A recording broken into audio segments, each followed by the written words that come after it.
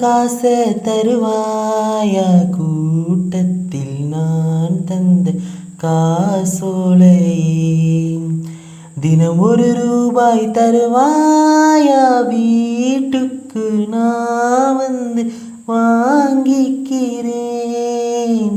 தருவாய் தருவாய் நானும் தாரேன் தாரேன் நீயும், வீடும் பேங்கும் அருகே நானும் அவரும் வாரோம்.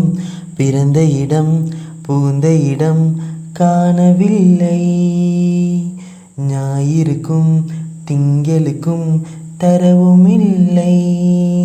கொடுத்த காசை தருவாயா கூட்டத்தில் நான் தந்த காசோலையே, தினம் ₹1 தருவாயா வீட்டுக்கு நான் வந்து வாங்கிக்கிறேன். காசு வாங்கும் பெண்கள் குழுவை நீங்கும் போது கண்ணுல அழுகைதான் வருவதுண்டு.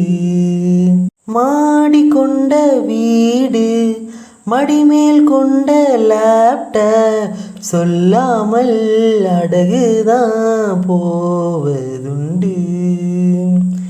அந்த நிலை குழுவில் இல்லை, அடகு வைக்க வழியே இல்லை, அழுவதற்கு வாய்ப்பே இல்லை, அதுதான் தொல்லை.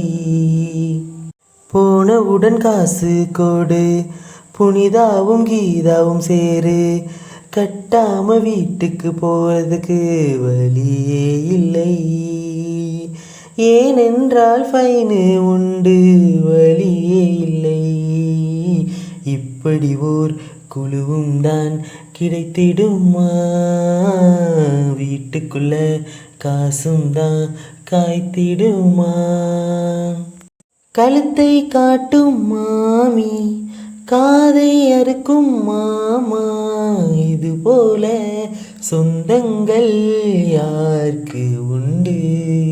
மாதம் 10 தேதி காசு கட்டி கொள்ள அம்மம்மா என் வீடு பார்த்ததும் ஒளியும் வயதில் போட்டுதான் விட்டவன் எவனோ கூலிக்காரனோ. கணவனிடம் காசை கேட்டேன், மனசில் உள்ள குறையை சொன்னேன், இடி விழுந்த மரத்தை போல நின்றானவன்.